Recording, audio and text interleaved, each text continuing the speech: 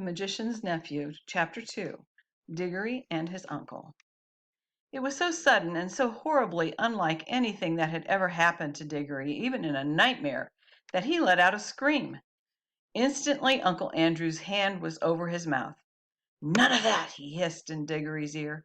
"If you start making a noise, your mother'll hear it, and you know what a fright might do to her."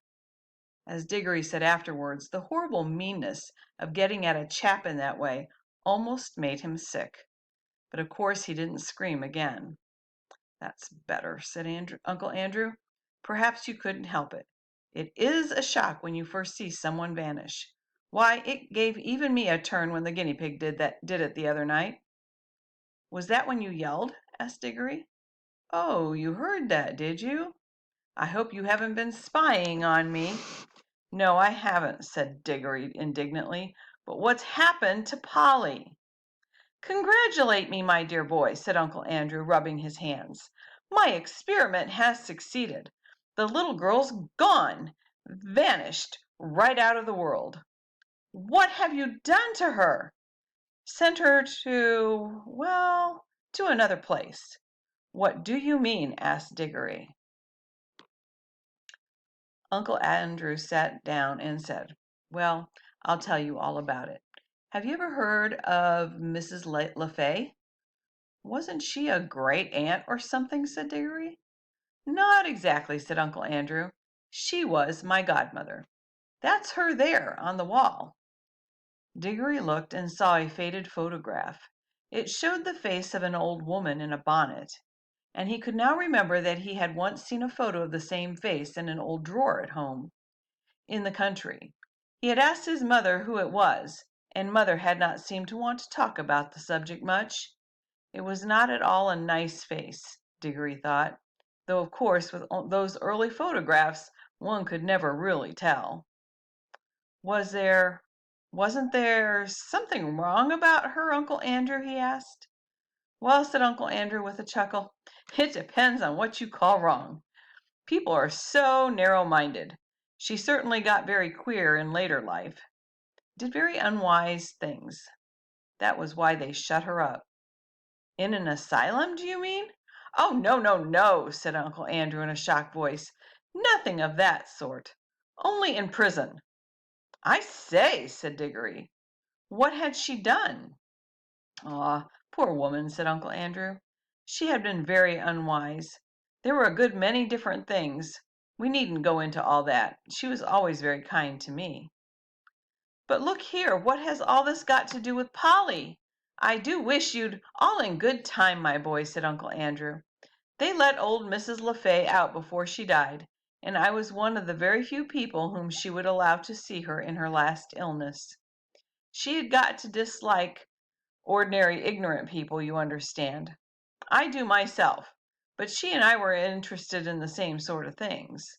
It was only a few days before her death that she told me to go into her old bureau in her house and open a secret drawer and bring her a little box that I would find there.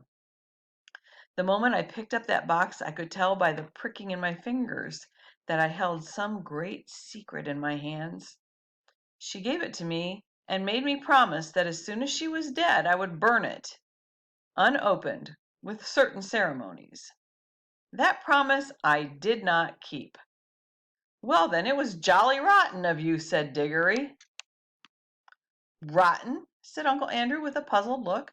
"Oh, I see. You mean that little boys ought to keep their promises.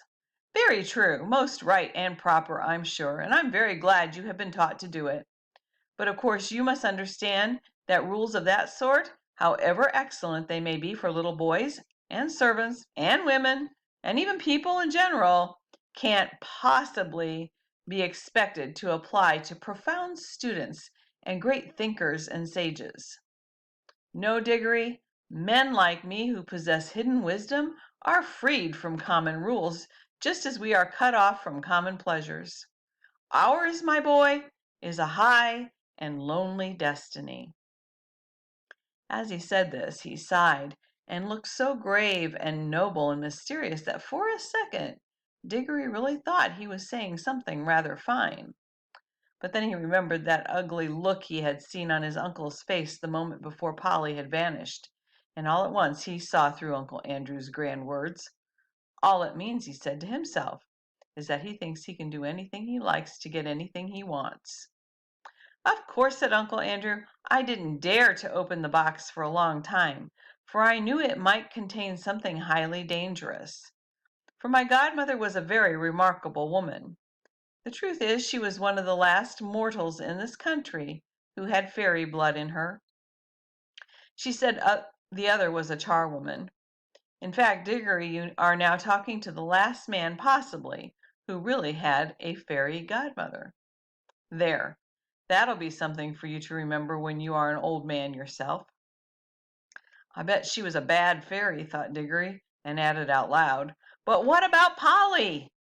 How do you harp on that, said Uncle Andrew, as if that is what mattered. My first task was, of course, to study the box itself. It was very ancient, and I knew enough even then to know that it wasn't Greek, or Old Egyptian, or Babylonian, or Hittite, or Chinese. It was older than any of those nations. Ah, that was a great day when I at last found out the truth. The box was Atlantean. It came from the lost island of Atlantis. That meant it was centuries older than any of the Stone Age things they dig up in Europe. And it wasn't a rough, crude thing like them either. For in the very dawn of time, Atlantis was already a great city with palaces and temples and learned men. He paused for a moment as if he expected Digory to say something, but Digory was disliking his uncle more every minute, so he said nothing. Meanwhile, continued Uncle Andrew, I was learning a good deal in other ways, it wouldn't be proper to explain them to a child, about magic in general. That meant that I came to have a fair idea what sort of things might be in the box. By various tests, I narrowed down the possibilities. I had to get to know some devilish queer people, and go through some very disagreeable experiences. That was what turned my head gray. One doesn't become a magician for nothing. My health broke down in the end, but I got better, and at last I actually knew. Although there was not really the least chance of anyone overhearing them, he leaned forward and almost whispered as he said, The Atlantean box contained something that had been brought from another world when our world was only just beginning. What? asked Digory, who was now interested in spite of himself.